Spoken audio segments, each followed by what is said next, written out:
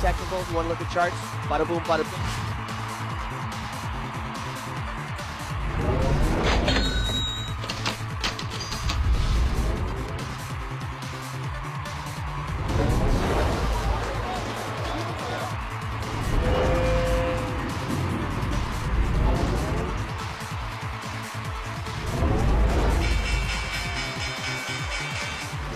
Still overweighted in single stocks.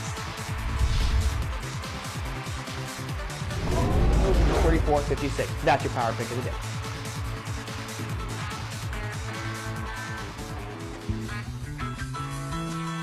Welcome. This is Power Trading Radio Live. Power Trading Radio Live, fueled by Online Trading Academy. For more information on the show, visit us online at powertradingradio.com. Now, here's your host, Merlin Rothfeld. Hello, everybody. Welcome to Power Trading Radio. Merlin Rothfeld kicking off your... What day are we on? It's Tuesday, isn't it? Yesterday I got confused in the day. I'm just a sign of old age. You guys notice if I turn my head, there's lots of gray hair here. That's called memory loss. So it is Tuesday. We're not going to really talk about currencies today. I know we probably have a lot of listeners who are tuning in for currencies. As we approach this end of the year, we had Michael Atias on a few weeks back, actually about a month ago, talking about things that might want to be looked at for end-of-year preparation for taxes, because that is so important. And we're bringing him back on today. So today's really going to be more about taxation than anything else. So if you do have questions regarding some assets, some currencies, feel free to send them in. If there's time permitting, I'll try to get to those questions. But I'm going to try to keep it tax-centric since it is such an important topic. And as you guys know, with this whole fiscal cliff thing going on, we have a lot of changes coming up, whether it's going to be dividends, whether it's going to be capital gains, whether it's going to be estate taxes, a lot of pieces changing, and some very surprising statistics and numbers we're going to take a peek at here on the next segment. So just setting it up for there so you guys get your expectations set that it will be more of a taxation show today. And feel free to send in those questions regarding currencies. I will get to them when possible on today's show. All right, let's take a peek at some charts here. A lot better than expected. You know, I would say about a week and a half ago, week or so ago, I was looking at the Nasdaq saying great shorting opportunity. We're coming right in that supply level. It did sell off for 2-3 days and then just came roaring back. This market's been exceptionally strong, and we'll look at kind of why that is here in the opening segment of Power Trading Radio today. So, TG, let's start with a 15-minute chart of the S&P 500 if you want, mixing it up. I know we always look at a 5, so we'll start with a 15. And you can see that swing here. This since November 28th has really just been predominantly to the upside, a fairly nice increase on the S&P 500. Today looking great right from the open, kind of hesitating during the middle of the day, and then a little bit of a sell-off near the end, but still, all in all, looking at a fairly positive day with regards to what was going on in the U.S. equity markets. The S&P 500 doing pretty nicely up today. It was up 0.65%, closing at 1,427. The laggard, which it just seems to be this leapfrogging every single day of kind of which is the dominant index out there. Surprisingly, the laggard today was the Dow Jones Industrial Average. It was only up 0.6%. I know what you're thinking. 0.6%, that's still pretty darn good. Yeah, well, not compared to what the NASDAQ did. Dow Jones Industrial Average ended at 13,248, but it was technology. It took center stage today, and look at that really sharp rally. And what was beautiful about this is hopefully you guys have noticed the difference here in these several charts. NASDAQ is really coming right up into some highs that it saw earlier, actually later last week on the, December 1st.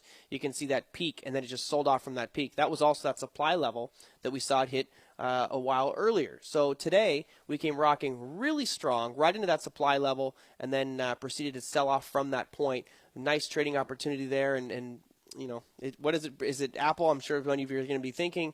So we'll look at Apple. No, not the catalyst. There are other technology issues out there that were kind of helping move this market to the higher side, which is good. It's good news to see some other securities moving that market to the upside.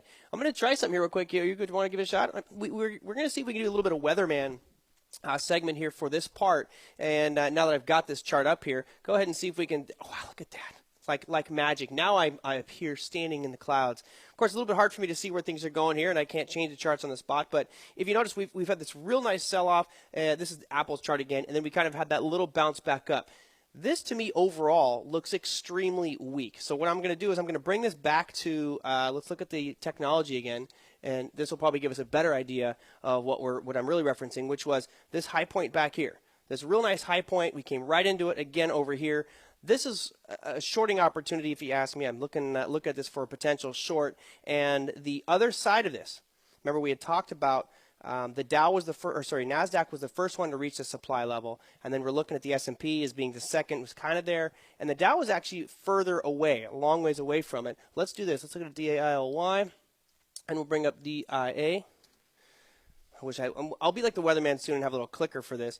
You can see a little yellow box that I drew on that zone. This little tiny little zone right here that we saw going back about a month or so, a month and a half maybe. We ripped right into that today, and now we've got a nice little tiny shooting star right about there. My prompter is a little bit farther away here, so we've got that nice little shooting star right there. And to me, this looks like a pretty good point if you had to short to go ahead and do that. So let's go back to our seated position over here, TJ. Thank you. Here's the issue, though. What's coming up tomorrow? Trouble ahead, guys.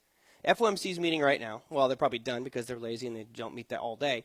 But tomorrow is a very interesting day. We have the FOMC meeting, and a lot of people, a lot of analysts out there, a lot of stuff I'm reading, they're expecting them to do a new money printing scheme. You guys remember Operation Twist? That was sell short-term, buy long-term, trying to bring these yields down. That's supposed to end. It's supposed to end, what, this week? Is it this week? I don't even know if it's this week. I think it is this week. But this month is when it ends. So the expectations are that they're going to announce a $45 billion purchase of long-term, but they're not going to be selling the short-term this time. So that should really be more of an expansion, kind of a high-powered market mover there. And I have to say, I don't think they're going to do it. Why would you do it? The market is actually showing some semblance of a foothold. We've had a nice little rally up here. We've got the fiscal cliff coming up, so why don't we see if they can come to some resolution before the Fed takes action? My guess, and I think that you're seeing this market rally heavily because of that expectation. Here's what I think. I think that you're going to see them not do the full $45 billion. They might do some sort of purchasing there. They'll say that, look, the economy is starting to show some signs of improvement. We're going to back off this one just a little bit and to see how it goes. I don't see the need for them to do a $45 billion full purchase without any sales of bonds. But again, I am no economist. If that does happen, what is that going to mean for the equity markets? That probably is going to mean a rather sharp decline here because as of right now, markets are expecting that $45 billion purchase. If that does happen, what does that mean? That means that the dollar is going to get crushed. Markets rally to the upside. I think it's going to go the other way. I think the dollar is going to actually have a bit of a rally here, and the markets will have a sell-off. So this was the Dow Jones Industrial Average. Let's take a look at the dollar index, which for me is a great indication as to where these markets are headed. Look, we're not really in a great area on this dollar, right? There are no real super strong supplier demand levels that we see in the near term. Obviously, you might focus on this 79.50 mark here on the dollar index as being a demand, but we're still a ways away from that, so I'm not so concerned with that specific level. But, I think that the Fed will probably be a little bit more relaxed this time as opposed to aggressive given the fiscal cliff issues. Now, some of the things that might steer their opinion, obviously the economic optimism numbers came out today way worse than expected, right? Remember I was talking yesterday about how most of the international markets look like they're slowing down. Progress is not looking as good. We had a 51.6 expectation for economic optimism, meaning things looking good, right? A little bit better. No. We came out at 45.1, which is a pretty big miss. Not only are we not optimistic, but we're actually rather pessimistic on the prospect for the economy, according to IBD. So that might be a little piece that weighs on them. Of course, they're going to be looking more at the GDP numbers and retail sales and CPI and PPI numbers, but not a lot of great news out there. Even wholesale inventories, which were expected to grow at 0.5%, we had a slight increase there, but that's down from month over month from 1.1% to 0.6%. So all in all, I think we just kind of have to sit and wait and see. I have a couple questions come in from listeners regarding what is it that I'm trading. I've been looking for some small currency trades, but to be totally honest with you, unless I see something right now going into the end of the year that is just too good to be true, like the euro trade that I got stopped out of last week, I'm probably not going to be making many trades for the rest of the year. I may actually call it quits. I had a milestone rate of return for the year that I'm totally content with, and I think I'm going to lock that one in and just chalk it up to an awesome year, unless something really does jump off the charts at me. And, of course, I will let you guys all know if that does happen and what that trade may be. All right, as I mentioned, today is a tax show. So if you guys do have questions, feel free to power blast us out at powertradingradio.com. I think you know how to do that. If you have other questions, you can also go to Twitter. I am at Trader Merlin is the handle out there. You can send me questions on that page as well. And we'll look forward to getting any tax questions out of the way. It's a difficult time of year, guys. What do? Are we going to sell now? Do we wait till after the year for some of these capital gains? We'll talk about that with Michael Atias when we come back after a short break on powertradingradio.com. And as a giveaway, if you like a CD from Sam Seiden, it's called How the Financial Markets Really Work, give us a call at 888-304-8723. We'll be right back. Welcome back to Power Trading Radio Live and your host, Merlin Rothfeld, with today's special guest. Welcome back to Power Trading Radio, everyone. Merlin Rothfeld with you for your Tuesday afternoon. Now that I figured out what day it is, my guest, as we had him on a month ago, is Michael Atias of OTA Tax Pros. Michael, welcome back. Thank you for having me. I probably need to turn your microphone on. How about that? Now you're on. Woo. Thank you for having me. There you go. Fantastic.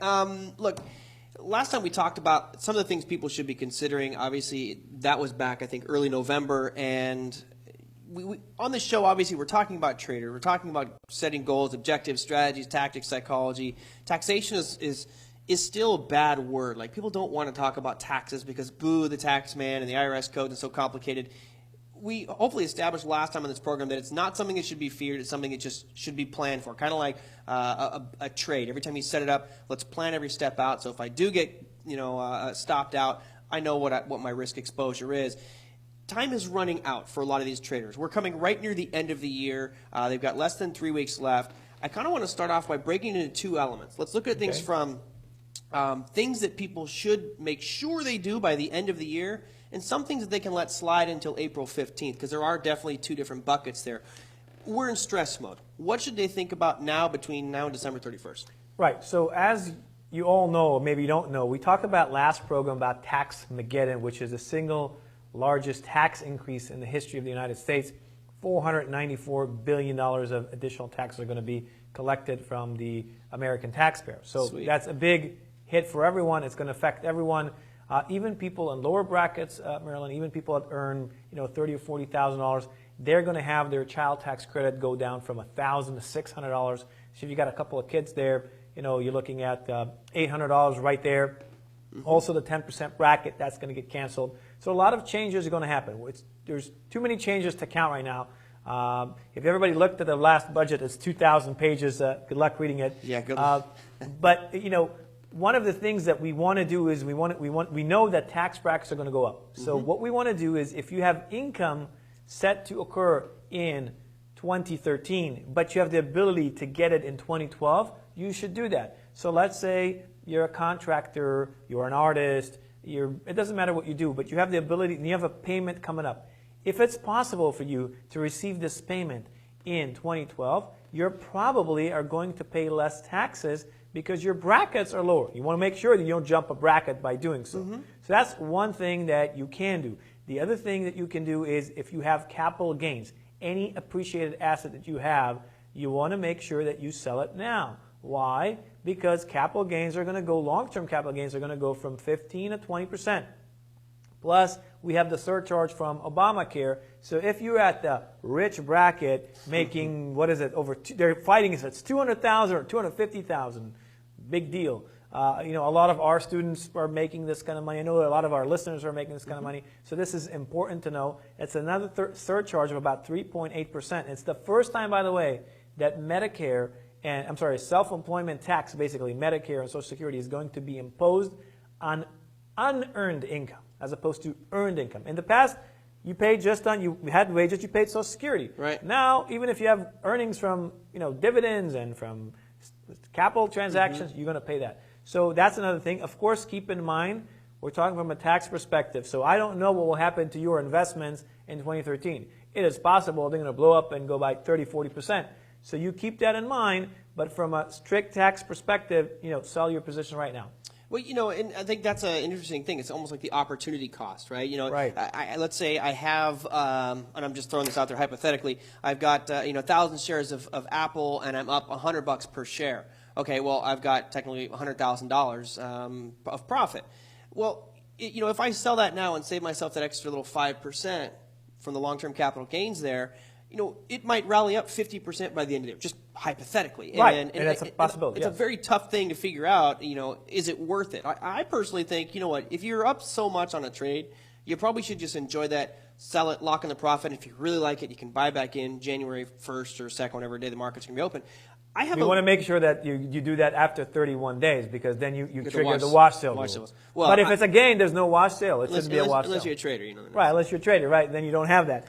But yes, I mean, but folks, you can wait till the last few days. You don't have to do it now. You can wait till the 31st, maybe not the 31st, maybe that's pushing it, but maybe a day or two before when you kind of see where it is. So there's really not a lot of upside going to happen in 1 or 2 days. The markets usually at the end of the year don't go crazy in the last 2 days. So. You're dealing with a lot of traders, and I know you can't say anything specific about any accounts. I don't want you to go there, but have you seen a bit more selling this year with regards to people's long-term accounts? I'm just kind of getting a pulse of what's going on out there. Are people saying, look, I am going to sell now, or is it just kind of status quo, same as last year? It is an individual base. Some of the people don't even know about the increase and the hike, and they go like, oh, why should I sell? I've had this for 10 years. So those who've had it for 10 and 15 years, their goal is to keep having it till they die. Maybe they're going to give it to their kids or something.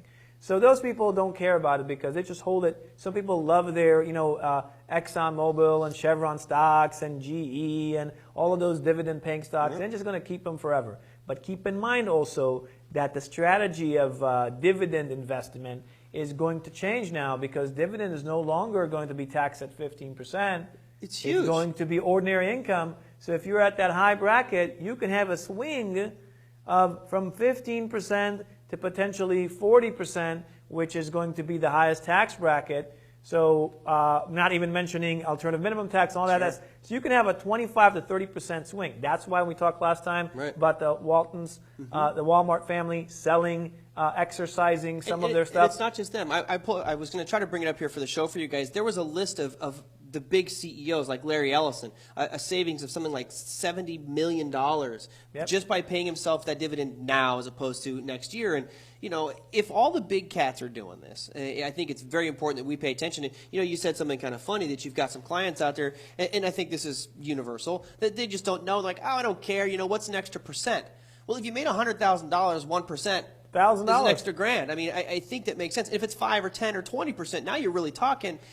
I think it's important that they sit down with someone like yourself and at least take a look at what the exposure is and what might be that. It's a chess game, guys. It's an absolute chess game right now. And if you know what your pieces do, you'll be better off situation to win. Now, and Marilyn, this is just the first tax hike. Right. We have here, I don't know if we can pull this up. Let's save that one for the next segment. For the next segment? Okay. But it's scary. It's scary. It is scary. We'll show you when we start the second segment of how tax rates historically have evolved in this country and at what points it went up and why it went up. And you can just imagine where we're heading with this.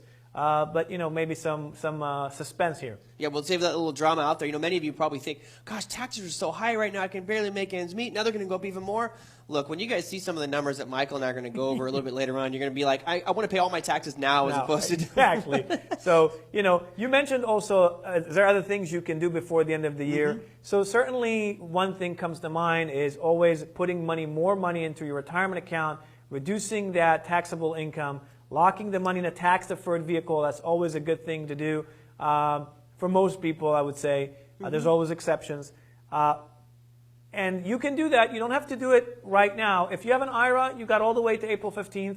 If you got a 401k plan, if you have a small business, you have a 401k plan, well, you got to remember that your employee contribution, if you're working for the company, has to be made by December 31st. Right. The employer contribution has all the way to the final deadline of the corporation, which could be all the way up to September 15th if you wait that long. Right, and it's funny you mentioned that because this is a question that came in from Pam last night. Apparently her son made a very nice gain on Apple, so congratulations on that one, Pam, or to your son. And he says, anyhow, he wants to use these funds to start a Roth IRA. Should he do it before the end of the year, or does it have to be until April 15th? I think you answered that. Right. Right. You have to with a Roth or traditional IRA, you have all the way to April 15th. You just want to make sure that when you talk to your broker, you tell them this is for last year. For last year, right. Last year. Sometimes they make mistakes, and then it's hairy. You got to re-characterize the contribution, etc. Just be very clear. Say it once, say it twice. Say it 3 times. Make no sure problem with that. Who was that guy? Lionel Richie? Somebody 3 times? said it once. So once, twice, 3 times? All right, we won't even go there. I'll keep my vocal cords, give them a break for this one. We're going to take a quick break. When we come back, we'll show you some spreadsheets that show you these tax rates. And some of you, like, again, are probably thinking the tax rates are really high right now. You have no idea. I didn't have any idea. This is not made up, by the way. We did not edit this. This is official information. That's right. So with that little cliffhanger, we'll leave you guys at that one. If you have questions for Michael Atias of OTA Tax Pros, give us a power blast at powertradingradio.com, or you can send me a question at Trader Merlin. I'm at Trader Merlin is my handle there, so send in questions that way as well. And I'm giving away CDs from Sam's side today. It's called How the Financial Markets Really Work. If you like one, simply give us a call here at the studio at 888-304-8723, and we'll be right back after a short break. You've been listening to Power Trading Radio, live, fueled by Online Trading Academy. To learn more, visit us online at powertradingradio.com. Hello, everybody. Welcome back to Power Trading Radio. Merlin Rothland and with Michael Atias of OTA Tax Pros. And again, I can't stress the importance enough of taxation, which is why I asked Michael to come back on the program again today. We've had a lot of questions regarding what I need to do by the end of the year versus what I can do all the way up to April 15th. And, Pam sent in a great question, which is about the IRA contributions. Certainly, that can wait until the 15th. Just as Michael says, make sure that you say that election is for it last year. Make that very clear. I think you actually can fill a little box there when you open up your account. Correct. As long as the cash is in there, you don't have to buy funds right away. The money just has to be put in there. You don't have to buy any holdings yet. It can still remain in cash, but just make sure you make that payment by April 15th. Now, another thing here I think is, at least for me, very interesting is this concept of estate planning. I've seen it too often. I've had a lot of tragic deaths in the family, and it always seems like as soon as somebody dies, people crawl out of the woodworks, and it just turns into mayhem. A lot of family relationships broken because of it. I think this kind of ties into the tax planning piece, because this is the ultimate Correct. planning. Let's plan not only my life on this earth, but my after I'm gone. Where does all this go? What should we be thinking about with regards to tax planning? So you're right, Merrill. Estate planning. You're right. A lot of people, those who know about the tax Armageddon, a lot of people, we focus a lot on the personal income tax of it, capital gains, what will happen with that. But we keep forgetting that part of the tax code is also estate planning, estate tax. And that's also going to go back to what was. So right now, everybody's enjoying a $5 million exemption, and there's other elements like step-up and basis of appreciated assets and so on and so forth. But when that expires, we go back to only $1 million exemption. So for $5 million, most Americans' estate don't reach that, so that's great. But for $1 million, and this number hasn't been adjusted for inflation in dozens of years, a lot of people find themselves in that pot, if you will. Everybody's in this bucket. A lot of people are in this bucket. So you really have to plan about this. And some of the things you can do is you can use gifting right now before the new rules set into place. Because the gift tax exclusion, the exemption, the amount you have there is also $5 million. So you can take advantage of that right now if you want to give some of your assets to your loved ones. That's one thing. But you always want to do... And obviously there's limits on that. So there's limits, right, yeah. So let's say, let's say that TJ the Chart Master is my son over there, and he's been so good, and I've got this chunk of change. If I die, that money is going to be taxed. Correct. If I in normal situation. First, if you don't even have like a will and a probate, whatnot, he might not even get it. Your son TJ over there is going to hi TJ. Your son TJ there is going to be spending a lot of hours. TJ? Who's your daddy? A lot of hours in court. I mean, many hours. Is going to cost him money that he may not have to finance these attorneys and these barracudas that come out of the woodwork and say, oh, I'm your illegitimate son. I'm your brother from another mother. And all those people that come from nowhere, and they want the money. So we want to make sure that these things don't happen. Now, for example, in the state of California, we're at right now, we're broadcasting from Irvine. Probate law is very simple. It says that if you have assets that are worth over $100,000, and I repeat this, worth, not equity you have in them, just worth. Because some people here have cars that are worth $100,000. Sure. So I'm not talking about your house and your other assets. That all goes to probate if you don't have the proper estate planning, if you don't have a will, if you don't have a trust, you don't have all those tools and vehicles in front of you to fight the government. And then once you get to the courts, who knows what happens? It's a wild, wild west out there. So if I do things to the estate and I can do some gifting, let's say I wanted to give TJ, $10,000, I could do that without paying taxes on that as long. Now, does he have to pay on it? No, right now up to $13,000. You can gift him up to $13,000, and that's tax-free to him and tax-free to you. Now, if you give him more than that, you can take that and allocate towards your lifetime exclusion. So that takes away from your your estate that is going to be subject to tax. Okay. But if you don't do that, then actually the only one person is going to pay tax. You know who that is? You. The gifter actually pays the tax. So I know it's unfair. You're gifting someone money and you have to pay tax, but that's how the law is written. So you got to be careful with that. Now, if you're married, those of you who are married out there, I feel your pain, but I'm happily married. I'm just joking. But for those of you who are married, you can actually give $13,000 and your spouse can give $13,000. So let's say you have adult kids, you want to give them money, you actually can give them $52,000 because you can also give their spouse. So you can work with that, and there's still time before the end of the year to do so, but the gift has to be given before December 31st. All right. Well, cool. And it's something that I've actually been doing a little bit of research on. I'm one of those stubborn guys that tries to do everything myself. And, Scott actually just sent in a message here regarding some of his 1099s, and he tried to do everything himself, and it just turned into a big old cluster. Beep, censor that word out. I agree with Scott. If it's one of those things that you're not quite sure, just let the tax guy do it. I mean, that's their job. I mean, and Scott's kind of saying, look, my job is to just trade, so I should just focus on that. And I totally agree with you. It took me a while to finally say, I'm going to get a CPA and have somebody who's, and not only any CPA, I had to go out and find someone who's specific in trader taxation. I think I've made this point clear in the past. If it's an H&R Block or if it's somebody who's a corporate tax attorney, they're not going to understand the same rules as trading, which is why I bring Michael on, because he's got a specialist. He is a specialist in traders taxation. Correct. So, and before the tax Armageddon happens, remember, traders have huge advantage over investors. Why? Because they can write off expenses. They can take certain expenses that are currently listed as personal and make them business, like your car, like your phone, like your home office, the rent or mortgage that you pay, and other examples. We don't want to list all of the examples right now. But traders have a distinct advantage over investors, and the advantage is even greater when we go past 2012.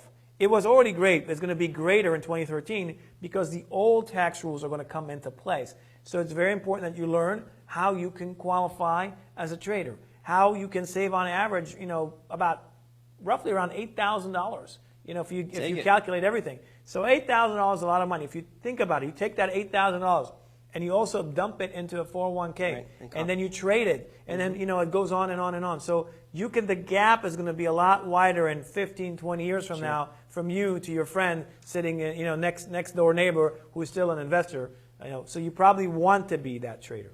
All right, let's do this. Let's take a quick break. I finally have the spreadsheets up here. I didn't have them all ready for you guys. So we'll talk about those tax rates, historical, which I think will shock a lot of you. If you are interested, like to know more, and maybe have a consultation with Michael Atias and OTA Tax Pros, they are doing a workshop.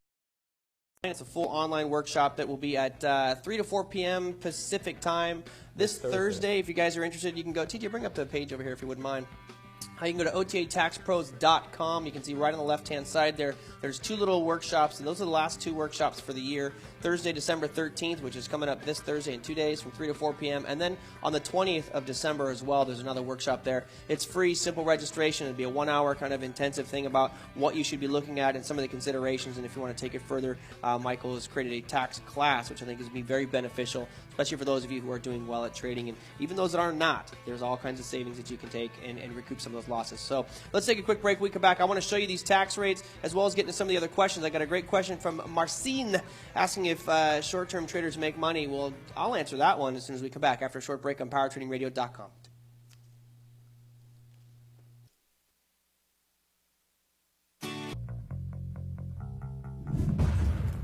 This is Power Trading Radio Live. Real people, real money, real trades. Visit us online at PowerTradingRadio.com.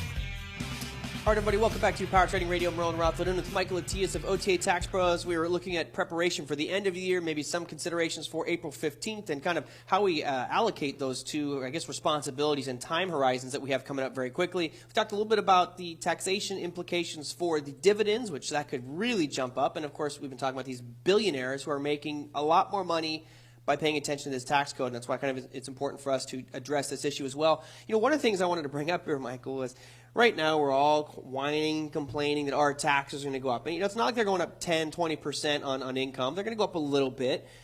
We're all whining. Nobody wants to see it happen. But in reality, we're nowhere near the all-time highs. We're actually at a pretty damn good spot. Not even close. Actually, the last 10 years were some of the lowest tax rates we've ever seen if we exclude the first years where taxes were enacted. Remember that up to, I think, 1913 was the year, there was no income tax to begin with in this country. Must be nice. Nothing, okay? So a lot of people still till this day are saying that income tax are illegal, you know, the ratification of the Sixth Amendment. We're not going to get into that. But basically, if you look at the history, right now we're at some of their lowest historic rates. And if we go back in time, you want to go back in time? Let's bring up this chart here real quick. I'm going to run through some years. You're going to maybe get dizzy from some of the years. I'm going to click through this rather quickly. But you can see right now, 35% kind of the highest tax bracket. Let's go back maybe to... Go back to 2001 first. Oh, 2003, that's what we're going back to.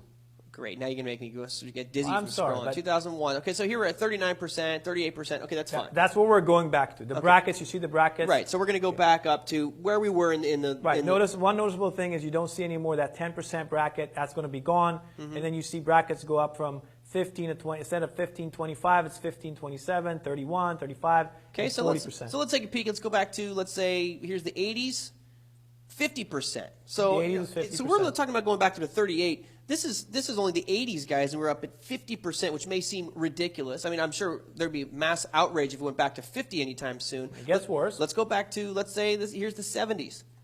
70s, we're at 70%. 70 for the 70s. There you go. That's how you remember it. 70%. That is a ridiculous amount of taxes. And I don't know, honestly, if I could, with a good conscience, go to work every day knowing that 70 cents out of every dollar was going to go away. We go back to the 60s. It's still in the 91% going back to 1961. They called it the Summer of Love for a reason. I realized why. They had no money. They had nothing else to do but lay around in a field and do what they were doing. Yes, have fun and. I mean, I can't imagine going back to 91%. We could go, even further down this list. You're talking historically, guys, where we stand right now with regard to taxation. I understand why we're clutching onto it, but maybe it's okay to go back up a little bit. I know I would be okay with taxes if the taxes went to something that I believed in, and if I knew where that money was going. Right. So a lot of people have this notion. I don't know where my money's going and where is it going. And if a lot of people think that their taxes are paying for the different services you get, well, it's actually not true. Your roads are getting paid for them, sales tax. Your schools and education is paid by your property tax. So you're asking yourself, so where's my income tax going to? And really, it's going to pay debt. That's what it's doing. You are paying uncontrollable debt. Uncontrollable debt, and that's why a lot of people are frustrated. Historically, right now, we're at low rates. Now, we have to understand something. When this spike started, when taxes started, it was 1% bracket, and quickly it moved to 7, and then 17, and so on and so forth. And then it kind of plateaued, and the first big giant leap was right at the Great Depression, at 1930. Folks, how many people are comparing this period we're living right now to the Great Depression? A lot of people are drawing parallel lines with the unemployment rate and the debt and all that kind of stuff. We're not going to open that discussion, but that's where the steep inclination of tax rates started, is after the Great Depression. And then the second time was right after World War II, because the government needed to finance this huge debt that they created. Check this one out here. I'll read the stats to you. In 1931, guys, we were at 25% tax bracket. Highest tax bracket. That's what we call roaring, right? And then the next year, 1932, they were at 63% tax bracket. That was the highest level. That was a pretty dramatic change. Pretty dramatic, just 3 times and almost 3 times. And then it kept inching up and up and up until we got to those, well, you didn't guys see it, but the highest bracket ever was, I think, 94%. Okay, this is the highest marginal bracket. So as you can see, there was a process. The government, there was a financial crisis back in the 1930s. Then so the taxes went up. Then there was World War II, when the government printed an insane amount of money and got into huge amount of debt. For a good reason. We wanted to beat the Nazis, and that was a good thing. But we suffered from these insane tax rates all the way from 1940 something to basically the 70s, up to 70%, and only in the 80s went down to 50, and then to 40, and now to 30 something.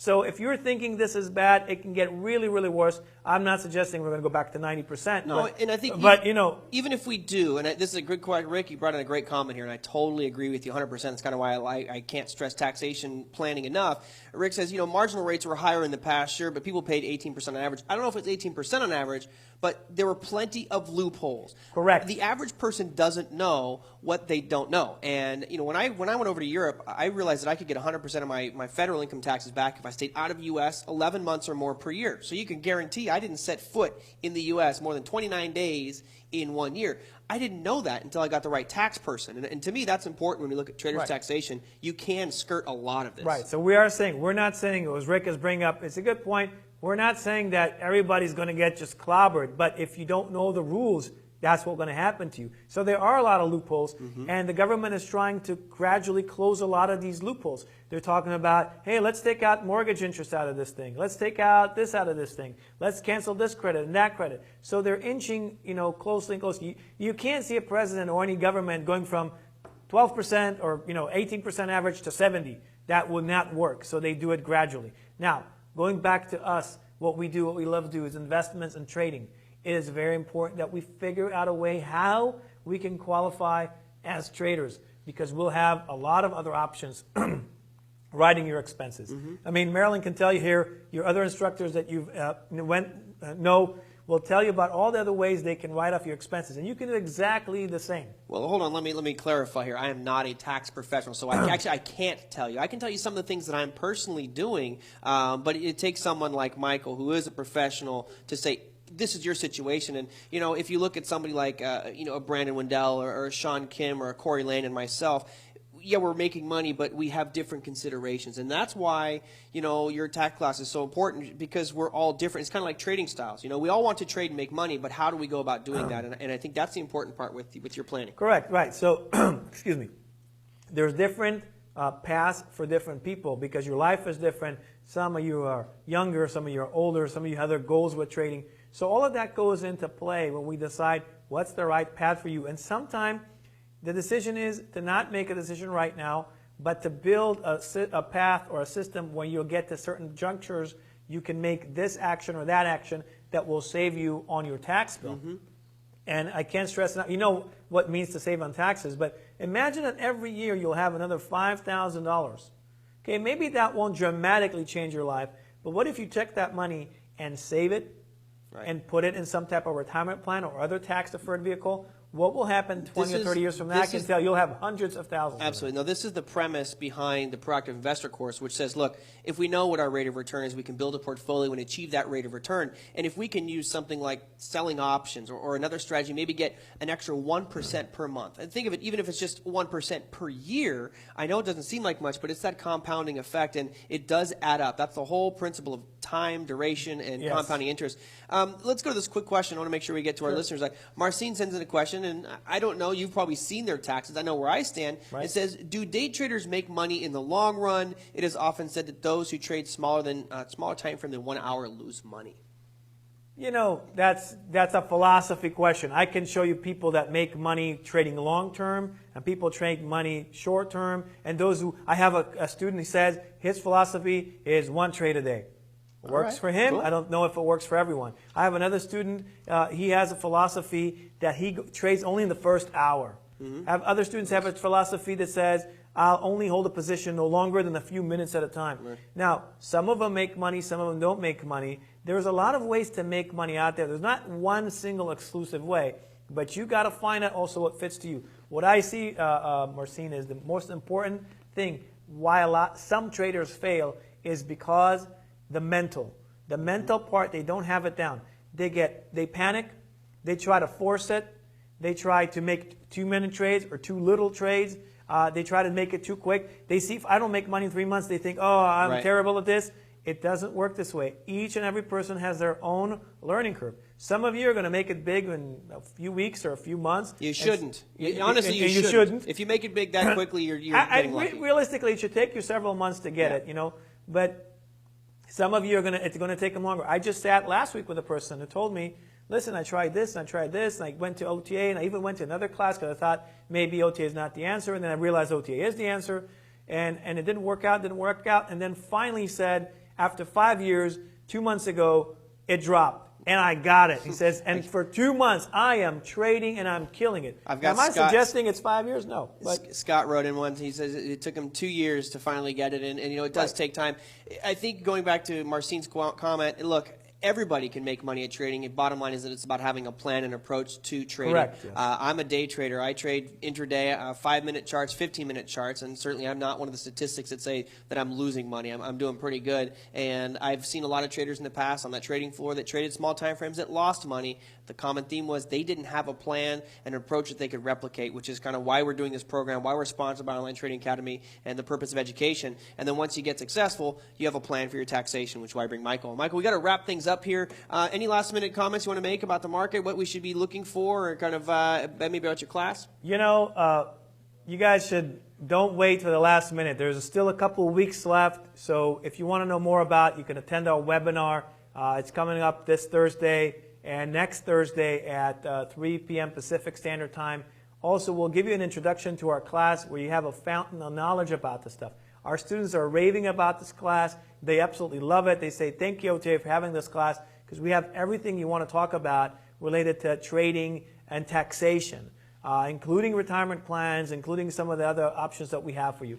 So, take an hour of your time. It's worth it. You're going to save time. You're going to save money. Just enjoy the webinar and see if you're interested in taking the class. We'll bring up the screen over here for one last time. TJ, it's OTA Tax Pros. As Michael Atias mentioned, you have this Thursday, which is 2 days from now, at 3 p.m. Pacific Time. There's a free webinar. If you guys are interested, you can simply go to OTATaxPros.com, click that little button there, and sign up, get on that list, and Michael will give you a whole bunch more information and a dedicated hour as opposed to kind of this broken segment one we have here today. Michael, thank you very much for being on the program again. To all the listeners. That's right, and good luck to you this end of the year. I know you're going to be really, really busy, but it's a good thing. All right, everybody, we're going to take a quick break. When we come back, I have all your economic news for tomorrow, and stay tuned. We'll be right back at PowerTradingRadio.com. Power Trading Radio Live is back with a look at what lies ahead for the next trading day and today's Power Pick. Welcome back to Power Trading Radio, everyone. Merlin Raffled, wrapping up your Tuesday edition of Power Trading Radio. As I said, no Forex today, but certainly maybe a lot more money savings in your pocket if you start to think about the taxation aspects. Again, Michael Atias was my guest today. If you have questions regarding taxation, whether it's setting up trust or estate planning or just actual taxation for your trading accounts, you can go to OTATaxPros.com to get more information about that. And again, there's a free workshop coming up this Thursday from 3 to 4 p.m. Register for free at OTATaxPros.com. Let's look at our calendar for 12-12-12. And maybe we should move our show up to 12 p.m. just so we can be on that wavelength. But 12-12-12, here's our economic calendar for that specific time of day. 8:30 in the morning, import prices. 10:30, crude oil inventories. I'm not worried about either one of those. It's 12:30. FOMC statement will come out. Don't expect anything abrupt. Still going to be under a quarter of a percentage point. It's the 2:15 press conference where I think we'll start to hear some real details come out about this purchase. Is it going to be still a $45 billion? I don't know. I'm not quite sure if it's going to be that much, but we'll see. Most likely them initiate some purchase program or continue on with some purchase program of long-term bonds. If you're trading currencies, the pound has claimant count change and the euro has industrial production numbers. I've been seeing these numbers continually drop. Maybe we'll get a little bit of a spike up there, but I think you'll see it continue to drop down for Europe. And in the spirit of the holiday season, we're spreading a little joy around. As you can see, we've got Joy Global coming out with earnings here on for tomorrow. And as far as guests go, not quite sure. It looks like I have a wonderful face on right now, but I'm going to keep going anyway. We have Joanne Farley, which again is one of the queen bees of the XLT program. We'll talk a little bit more about what's going on in the XLT environment, what their plans are for the end of the year. And then, of course, Thursday. Really excited about this one. I can't emphasize how important psychology is. Dr. Woody Johnson will be on the program. If you want to know, he wrote a book called From Pain to Profit, Secrets of the Peak Performance Trader, and it's a great, great book if you guys can go check that one out on Amazon. If you have psychology questions, Doctor will be in the house on Thursday, so make sure you guys tune into that one. Until then, we'll see you on PowerTradingRadio.com, and don't forget to forecast the price of gold at the top of the page. We'll see you tomorrow.